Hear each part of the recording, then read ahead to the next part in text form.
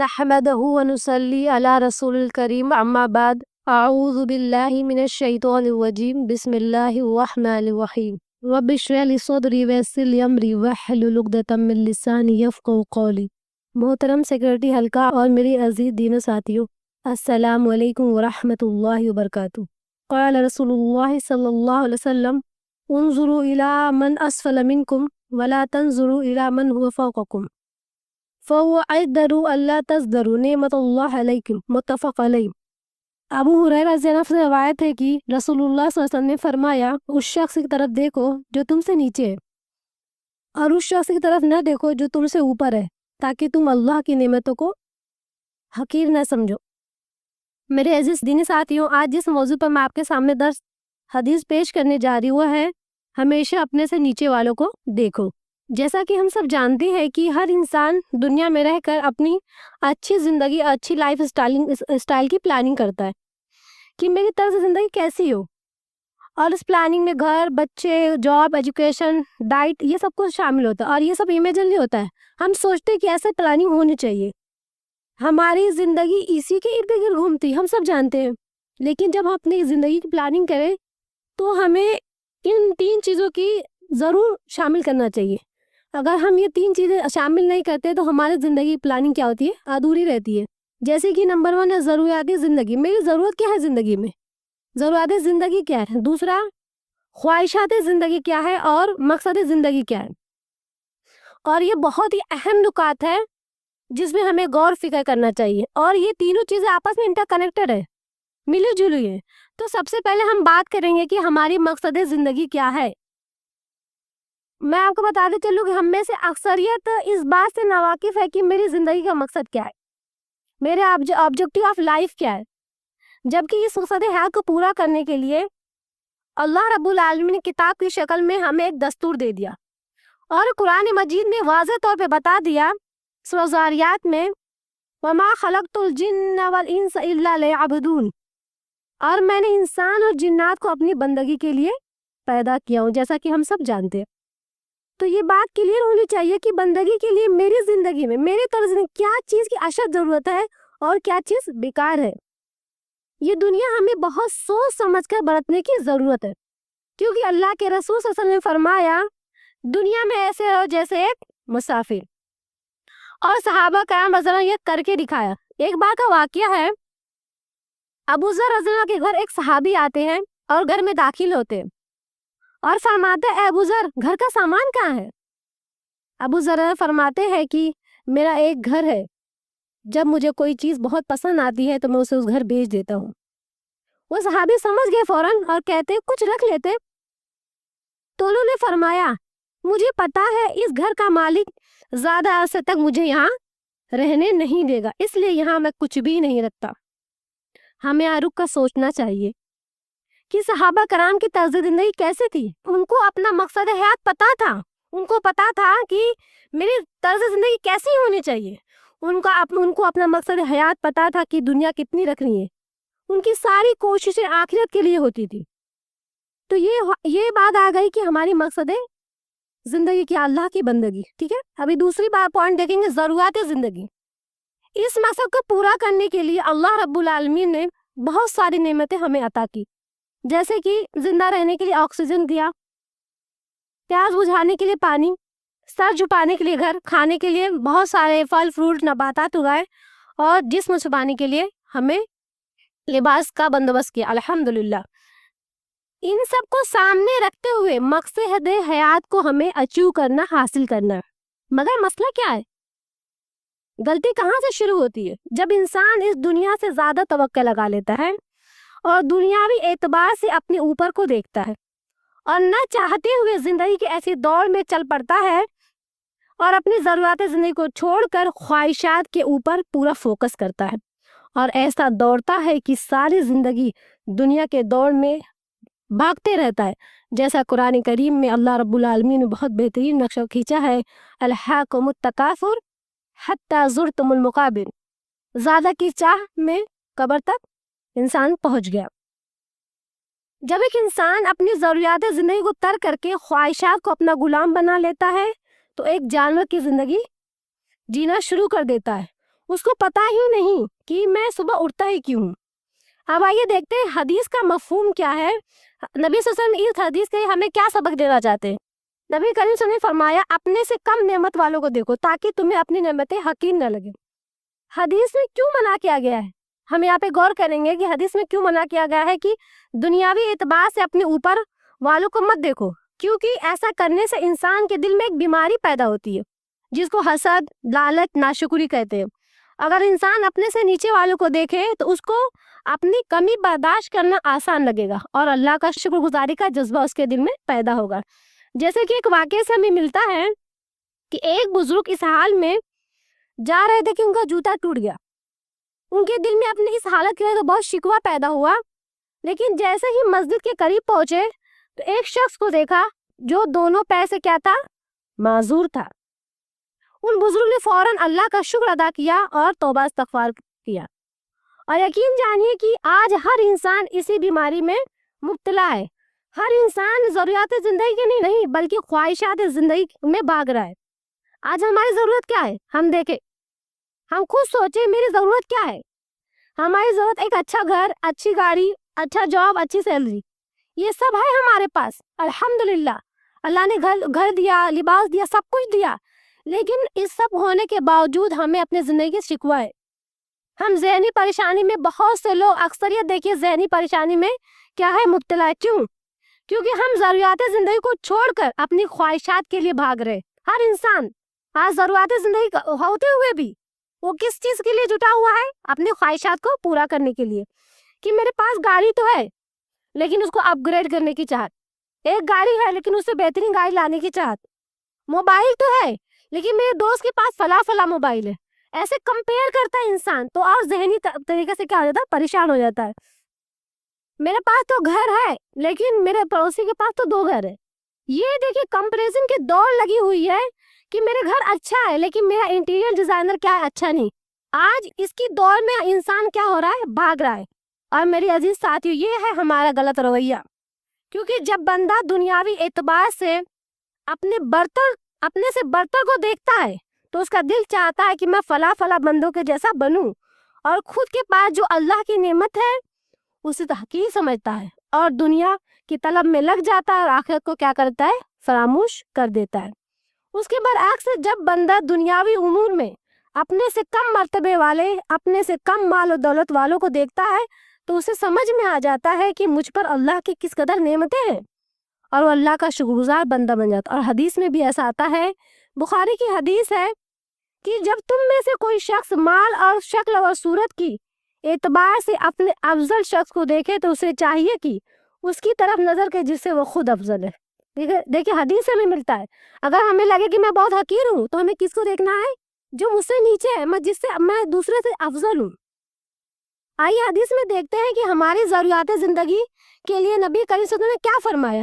میں آپ کے سامنے 2 ہی حدیث رکھوں گی، اس سے بات واضح ہو جائے کہ ہماری ضروریات زندگی کیسی ہونی چاہیے۔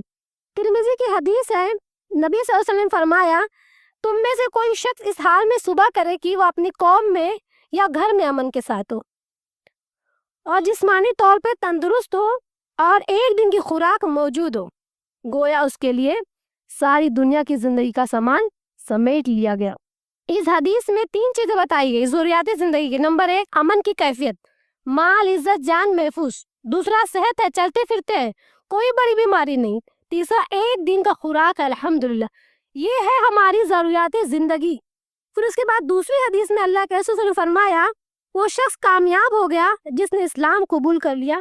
اسلام قبول کر کے آٹومیٹک وہ کہاں آ گیا؟ امن میں آ گیا۔ اس کے پاس گزارے لائق روزی ہے اور اللہ نے اس پہ کیا کر دیا؟ کنایت دے دی، وہ مطمئن ہو گیا۔ دیکھیے حدیث ہماری کتنی بہترین نمائش کرتی ہے کہ ہمیں اللہ کا شکر ادا کرنا چاہیے۔ الحمدللہ میرے پاس کیا ہے؟ اسلام کی دولت ہے، الحمدللہ میں مسلمان ہوں، میری صحت اچھی ہے، میرے پاس اللہ کی بے شمار کیا ہے؟ نعمتیں ہیں۔ ہر روز میرے دسترخوان پہ میری اپنی مرضی کا کھانا، رہنے کا گھر، اللہ نے جو کچھ بھی جس حال میں دیا بہت ہی اچھا ہے۔ دیکھیے اسلام مال اور صحت، اچھی زندگی کوشش کرنے کے لیے منع نہیں کرتا، لیکن ہو کیا رہا ہے؟ جو خواہشات ہم نے دل میں پالی ہے اس کو پورا کرنے کے لیے ہم اپنی ضروریات زندگی کو اگنور کر دیتے ہیں۔ ہر دن سوچتے حل میں مزید اور کچھ زیادہ، ایک گھر تو دوسرا گھر، ایک گاڑی تو بڑی کار، گھر پرانا ہو گیا تو اس کو رینوویٹ کرانے کی فکر، فرنیچر آؤٹ ڈیٹ ہو گیا تو اس کو اپ ڈیٹ کرنے کی خواہش. یہ ہے ہماری خواہش اور یہ ہمارا غلط رویہ، یہ ہماری غلط طرز زندگی. اور اسی خواہشات زندگی کو پورا کرنے کے لیے ہم دوڑ رہے ہیں، ہمیں اپنے مقصد حیات پتہ ہی نہیں، جبکہ نبی کریم صلی اللہ علیہ وسلم اور صحابہ کرام کو اپنی مقصد زندگی واضح تھی. ان کو پتا تھا کہ ہم خواہشات کو پورا کرنے نہیں آئے ہیں، ہم اللہ کو راضی کرنے کے لیے آئے ہیں، دین کو اپنے اوپر نافذ کرنے کے لیے آئے ہیں، اور لوگوں تک اللہ کے دین کو کیا کرنے آئے ہیں؟ پہنچانے آئے ہیں. اس لیے صحابہ کرام نے کبھی بھی دنیا کے مال اسباب، اس کی چمک دھمک کی طرف نہیں دیکھا، بلکہ انہوں نے ہمیشہ دنیا کو کم سے کم لیا، حتیٰ کہ کبھی کبھی ضروریات زندگی بھی ان کو میسر نہیں ہوتی تھی. آئیے واقعات سے سمجھتے ہیں کہ ہمارے صحابہ کرام کی زندگی کیسی تھی. ایک دفعہ کا واقعہ ہے، نبی کریم صلی اللہ علیہ وسلم رات کے وقت گھر سے نکلے تو دیکھتے ہیں ابو بکر رضی اللہ عنہ اور عمر رضی اللہ عنہ باہر ٹہل رہے. نبی صلی اللہ علیہ وسلم نے پوچھا کیا کر رہے ہو؟ تو انہوں نے فرمایا بڑی بھوک لگی تھی اس لیے ہم باہر ٹہل، بھوک کو مٹانے کے لیے کہاں ٹہل رہے تھے؟ باہر ٹہل رہے تھے. رسول اللہ صلی اللہ علیہ وسلم نے فرمایا یقین جانو میری بھی یہی کیفیت ہے، میری بھی یہی کیفیت ہے. پھر اللہ کے رسول نے دونوں کو لیے اور ایک انصاری صحابی کے گھر پہ گئے. جب انصاری صحابہ نے آپ صلی اللہ علیہ وسلم کو اور صحابہ کرام کو دیکھا تو ایک دم خوش ہو گئے اور فوراً گھر کے اندر گئے اور ترک اور خوش کھجورے لائی اور جلدی سے چھری اٹھائی کہ تاکہ بکری ذبح کریں. تو اللہ کے رسول نے فرمایا دیکھو دودھ دینے والی بکری کو ذبح نہیں کرنا کیونکہ وہ بہت فائدہ مند اور کام میں آتی ہے. انصاری صحابہ نے گوشت بنا کر لا کر سامنے پیش کیا تو سبھی نے کھایا اور آپ صلی اللہ علیہ وسلم نے فرمایا اللہ کی قسم جس کے قبضے میں میری جان ہے تم سے ان نعمتوں کے بارے میں ضرور سوال ہوگا. میرے عزیز ساتھیوں، ہمیں یہاں پہ رک کے سوچنا چاہیے وہ کون سی نعمت تھی؟ چند کھجورے، گوشت اور پانی. اور ہمارے دسترخوان پہ نہ جانے ہر روز کتنی نعمتیں ہوتی ہے، پھر بھی ہم مطمئن نہیں ہوتے اور کہتے صرف یہی، ہماری زبان سے ہی ناشکری کے الفاظ نکلتے ہیں. اسی طرح نبی کریم صلی اللہ علیہ وسلم کے بارے میں آتا ایک مرتبہ آپ صلی اللہ علیہ وسلم سوئے ہوئے تھے ٹاٹ کے بستر پہ. آپ صلی اللہ علیہ وسلم کے جسم اطہر پہ صرف تہبند تھا اور اس ٹاٹ کی بستر کی وجہ سے جسم اطہر پر نشانات آ گئے تھے. کچھ دیر بعد حضرت عمر رضی اللہ آئے اور نبی صلی اللہ علیہ وسلم کے نشانات کو دیکھ کر رونے لگے کہ اے اللہ کے رسول صلی اللہ علیہ وسلم کیسر اور کسرا روم کے بادشاہ محلات میں اور مخمل کے بستروں پہ عیش کر رہے ہیں اور آپ کی یہ طرز زندگی. تو آپ صلی اللہ علیہ وسلم نے فرمایا اے عمر تم اس بات پر راضی نہیں ہو کہ ان کو دنیا مل جائے اور ہم کو آخرت مل جائے. اس واقعے سے آپ اندازہ لگا سکتے ہیں کہ نبی صلی اللہ علیہ وسلم نے کیسے حضرت عمر رضی اللہ کو آگے آنے والی ابدی زندگی کی طرف متوجہ کیا. دنیا کم تو کیا ہوا، آخرت تو ہماری مرضی کے مطابق ہوگی. یہاں کی عیش و عشرت شان و شوکت نہیں تو کیا کل آخرت میں اللہ کی رضا ہم کو ملے گی. اس لیے ہمیں اپنے طرز زندگی پہ غور کرنا چاہیے. ٹھیک اسی طرح ایک دفعہ کا واقعہ ہے، عمر رضی اللہ کے بارے میں آتا ہے جمعہ کو خطبہ دینے آئے اور مسجد میں آنے میں دیر ہو گئی، جبکہ عمر رضی اللہ لوگوں کو لیٹ آنے پہ تنبیہ کرتے تھے. تو حضرت عمر رضی اللہ منبر پہ چڑھے اور فرمایا لوگوں آج مجھے آنے میں دیر ہو گئی کیونکہ میرے پاس ایک ہی جوڑا تھا کپڑا تھا اور آج میں نے اس کو دھو دیا تھا اور خوش ہونے میں اس کو وقت لگ گیا اور لوگوں نے دیکھا کہ آپ کے کپڑے پہ پیوند لگے ہوئے تھے. عمر رضی اللہ اس وقت کسی بادشاہ سے کم نہیں تھے، خلیفہ تھے، ان کے پاس مال عزت تھی، وہ کسی سے بھی اپنا کمپیئر کر سکتے تھے، لیکن قدرت ہونے کے باوجود انہوں نے دنیا اپنے لیے سمیٹ لیا تھا کیونکہ ان کو یقین تھا کہ آنے والا کل بہتر اور اعلیٰ ہوگا. اس دنیا میں لوگوں کے کام آ جاؤں، لوگوں کی مدد کر سکوں، اللہ کے دین کے لیے خرچ کر سکوں. نیکیوں کی ریس میں آگے تھے، کون نہیں جانتا حضرت عمر رضی اللہ عنہ ہمیشہ ابو بکر رضی اللہ سے کمپیٹ کرتے تھے، مگر دنیاوی ساز و سامان کے لیے نہیں بلکہ نیکیوں میں کمپیٹ کرتے تھے. عمر رضی اللہ کے پاس دنیا کتنی وسیع تھی، کتنے بڑے خلیفہ تھے، لیکن انہیں اپنی پوری زندگی اللہ کی عبادت اور اللہ کے دین کو پھیلانے میں لگا دی کیونکہ ان کا دل اللہ کی محبت میں سرشار تھا، ان کا دل مطمئن تھا. دنیا کا حص اور دنیا کی مزید نعمتوں کا غم نہیں تھا بلکہ ان کا غم کیا تھا؟ آخرت تھا. آج ہمارا کیا رویہ ہے؟ کسی شادی میں، کسی فنکشن، کسی پارٹی میں جاتے ہیں اور دوسروں کے کپڑے اور جوڑے دیکھ کر ہمارا کیا خیال ہوتا ہے؟ میرے پاس تو اس برانڈ کا جوڑا ہی نہیں. جبکہ ہماری الماریاں کپڑوں سے بھری ہوئی ہوتی ہے۔ اس سے آگے چلتے ہیں۔ اسی طرح ابو ہریرہ کے بارے میں آتا ہے، ایک مرتبہ ان کو لوگوں نے دعوت پہ بلایا اور بھونی بکری پیش کی۔ انہوں نے بھونی بکری دیکھ کر کھانے سے انکار کر دیا اور فرمایا، اے لوگوں، میں نے نبی کریم صلی اللہ علیہ وسلم کو اس حال میں دیکھا ہوں کہ انہوں نے اپنی پوری زندگی پیٹ بھر جو کی روٹی بھی نہیں کھائی۔ اور یہی ابو ہریرہ فرماتے ہیں کہ اصحاب صفہ کے پاس ایک کپڑے کے علاوہ 2 کپڑے نہیں ہوتے تھے تاکہ وہ سطر ڈھک لے، اور فرماتے ہیں کئی دفعہ ایسا ہوتا تھا کہ نماز کے دوران بھوک کی وجہ سے وہ گر جایا کرتے تھے۔ نماز سے فارغ ہو کر نبی صلی اللہ علیہ وسلم فرماتے تھے کہ اے لوگوں، اگر تم جان لو کہ اللہ نے تم لوگوں کے لیے کیا آج رکھا ہے تو اس چیز کو پسند کرو گے، تمہارے پاس اس سے بھی زیادہ فقر اور فاقہ آ جائے۔ یہ تھے اصحاب صفہ، جنہوں نے اپنی پوری زندگی دین کے لیے اور اللہ کی وحی کو سیکھنے اور سکھانے کے لیے لگا دی۔ انہوں نے اپنی پوری زندگی لگا دی۔ اگر یہ دنیا کے مال اور اسباب کی طرف دیکھتے تو اتنا بڑا فریضہ انجام نہیں دے پاتے۔ وہ اتنا رکھاتے تھے کہ وہ کھڑے ہو کر کیا کر سکے؟ اللہ کی عبادت کر سکے۔ اور ہمارا کیا حال ہے؟ ہر روز نئے dish, hotel, parcel, dhaba party, زندگی میں ایسا مگن ہو گئے ہیں جیسا یہ دنیا ہمارے لیے سب کچھ ہے، اور دنیا کو اتنا ایکسپلور کر لیا ہے کہ وقت ہی نہیں، ہمارے پاس وقت ہی نہیں۔ ہر وقت دنیا کی نئی پلاننگ، اچھے سے اچھا گھر، کپڑا، گاڑی، اولاد، عہدہ، پھر بھی ہم مطمئن نہیں۔ بے سکونی کی کیفیت میں انسان جی رہا ہے۔ ڈپریشن، انزائٹی جیسی بیماری انسان کو گھیر لی ہے۔ زندگی میں خلا ہے کیونکہ دل بیمار ہے، دل اللہ کا ناشکرہ بن چکا ہے۔ اس لیے ہماری زندگی کا طرز عمل نبی صلی اللہ علیہ وسلم اور صحابہ کرام رضی اللہ عنہ اجمعین کے جیسا ہونا چاہیے، کیونکہ جس تحریک سے ہم جڑے ہوئے، ہم ایک ہدف لے کر اٹھے کہ اللہ کا دین اللہ کے سرزمین پہ نافذ کرنا ہے، اور اس دین کو سب سے پہلے مجھے اپنے اوپر نافذ کرنا ہے۔ اس کے بعد ہمیں اپنے آپ کو ایسے لوگوں سے کمپیئر کرنا ہے، ایسے لوگوں کو سے جوڑ کے رکھنا ہے جو تقویٰ میں سب سے آگے ہوں، جو دنیا کے فریب میں غرق نہ ہوں اور اپنی زندگی کو رسول صلی اللہ علیہ وسلم کے مطابق بتائے ہوئے طریقے گزار رہے ہوں۔ دیکھیے، خود اللہ تعالیٰ نے قرآن کریم میں روکا ہے دنیا کے معاملے میں۔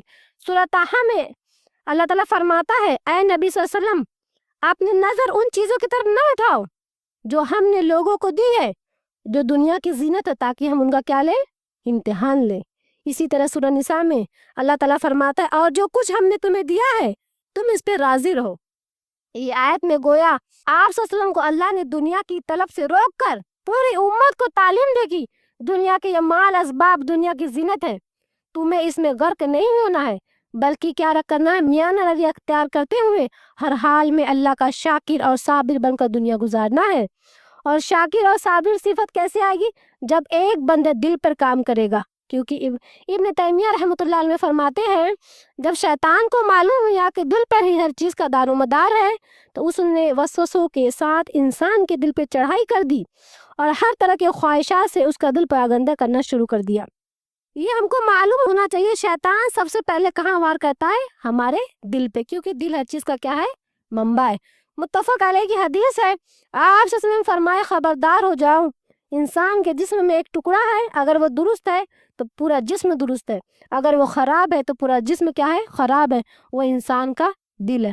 معزز سامعین، زندگی بھر اس دل میں تکالیف آئیں گی، وسوسے آئیں گے، کبھی اللہ دے کر آزمائے گا، کبھی اللہ لے کر آزمائے گا، برداشت کرنا پڑے گا، صبر اور شکر کرنا پڑے گا، کیونکہ اس دل کو ہمیں کیا رکھنا ہے؟ سلامت رکھنا ہے۔ دور جاہلیت کو یاد کیجئے، نبی صلی اللہ علیہ وسلم اکیلے تھے اور جو صحابہ آپ صلی اللہ علیہ وسلم کے ساتھ تھے وہ بہت کم تعداد میں تھے، اتنے تھے کہ ان کی آسانی سے گنتی کی جا سکتی تھی۔ کوئی بڑا سردار نہیں تھا، کوئی بڑی فوج نہیں تھی، مگر ان کے پاس کیا چیز تھی جس کی وجہ سے وہ دنیا کے تمام گوشے میں اللہ کے نور کا چراغ جلا گئے؟ وہ ان کا بے عیب دل تھا، جس کی وجہ سے اللہ نے ان کو احد پہاڑ سے زیادہ بھاری بنا دیا تھا۔ ان کے دل میں دنیا کی محبت نہیں تھی، بلکہ ان کا دل اللہ کی محبت میں سرشار تھا۔ جب دنیا ان کے پاس وسیع کر دی جاتی تو وہ خدا کے خوف سے روتے تھے۔ ان کی زندگی نماز کے ارد گرد گھومتی رہتی تھی۔ اس لیے ہمیں بھی اپنے دل پر کام کرنا ہے، اس کو مطمئن بنانا ہے، ہر وقت نماز، ذکر اور خیر کے کاموں میں سبقت لے جانا ہے، اور اس حدیث کو معیار بنا کر اپنی طرز زندگی سیٹ کرنا ہے کہ دنیاوی معاملات میں ہمیشہ میں اپنے نیچے والوں کو دیکھوں گی۔ آخر میں اللہ سے دعا ہے کہ اللہ ہم سب کو دنیا میں اس حال میں رکھے کہ ہر حال میں اللہ تعالی ہم سے راضی ہو جائے۔ آخر الدعوانا الحمدللہ رب العالمین۔